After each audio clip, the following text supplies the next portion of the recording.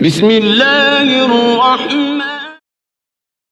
شب قدر اور اس کی فضیلت۔ رمضان کی راتوں میں سے ایک رات شب قدر یعنی لیلۃ القدر کہلاتی ہے۔ یہ قدر و منزلت اور فضیلت والی رات ہے۔ اس رات کو اللہ تعالیٰ نے 1000 مہینوں سے افضل قرار دیا ہے، اور 1000 مہینے کے 83 برس 4 مہینے بنتے ہیں، اس لیے خیر من الف شہر کہا گیا ہے۔ رمضان کے آخری عشرے کی طاق راتوں میں اسے تلاش کرنا چاہیے، اسی لیے رمضان کے آخری عشرے میں اعتکاف کرنے کا حکم دیا گیا ہے۔ اعتکاف کا مقصد بھی یہی ہے کہ اعتکاف کرنے والے کو شب قدر مل جائے، اسی لیے ان راتوں میں جاگ کر انفرادی طور پر نماز، قرآن، دعا درود اور ذکر و اذکار کا اہتمام کرنا چاہیے۔ تہجد اور نوافل بھی پڑھنی چاہیے۔ نماز تہجد 2 رکعت سے 8 رکعت تک ہے، ویسے بزرگوں کا معمول 12 رکعت کا ہے۔ حضرت عائشہ رضی اللہ عنہا سے روایت ہے کہ رسول اللہ صلی اللہ علیہ وسلم نے فرمایا، شب قدر کو رمضان کے آخری عشرے کی طاق راتوں میں تلاش کرو، اسی لیے مسلمانوں کو چاہیے کہ وہ جم کر خوب عبادت کرنے کی کوشش کرے، انشاءاللہ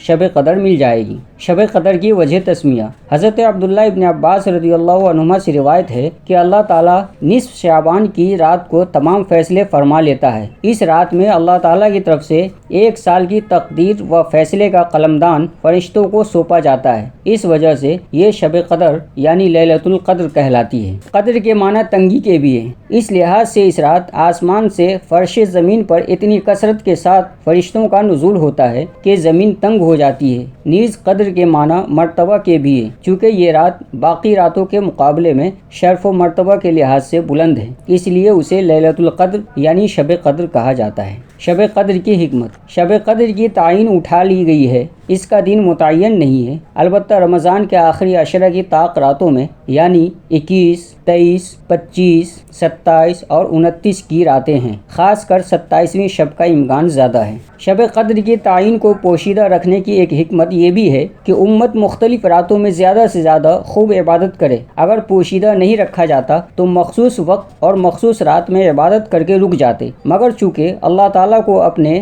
بندوں کا رات میں عبادت کے لیے جاگنا بہت پسند ہے، اس لیے رات متعین نہیں فرمایا تاکہ اس رات کی تلاش میں کئی ایک راتیں عبادت میں گزارے۔ شب قدر کو پوشیدہ رکھنے کی ایک وجہ جھگڑا بھی ہے۔ حضرت عبادہ بن صامت رضی اللہ عنہ سے روایت ہے کہ ایک مرتبہ رسول اللہ صلی اللہ علیہ وسلم شب قدر کی تعین کے بارے میں آگاہ کرنے کے لیے گھر سے باہر تشریف لائے، لیکن راستے میں 2 آدمی آپس میں جھگڑا کر رہے تھے۔ رسول اللہ صلی اللہ علیہ وسلم نے فرمایا، میں تمہیں شب قدر کے بارے میں اطلاع دینے آیا تھا، مگر فلاں کی لڑائی کی وجہ سے اس کا تعین اٹھا لیا گیا۔ شب قدر کیوں عطا ہوئی؟ اس کے حصول کا اہم سبب رسول اللہ صلی اللہ علیہ وسلم کی اپنی امت پر شفقت اور آپ صلی اللہ علیہ وسلم کی غمخواری ہے۔ جب رسول اللہ صلی اللہ علیہ وسلم کو پچھلی امتوں کے لوگوں کی لمبی عمر کے بارے میں آگاہ فرمایا گیا تو آپ صلی اللہ علیہ وسلم نے ان کے مقابلے میں اپنی امت کے لوگوں کی کم عمری کو دیکھتے ہوئے یہ خیال فرمایا کہ میری امت کے لوگ اتنی کم عمر میں پچھلی امتوں کے برابر عمل کیسے کریں گے؟ تو آپ صلی اللہ علیہ وسلم بارگاہ خداوندی میں اپنی امت کے لیے آرزو کرتے ہوئے جب یہ دعا فرمائی کہ اے میرے رب،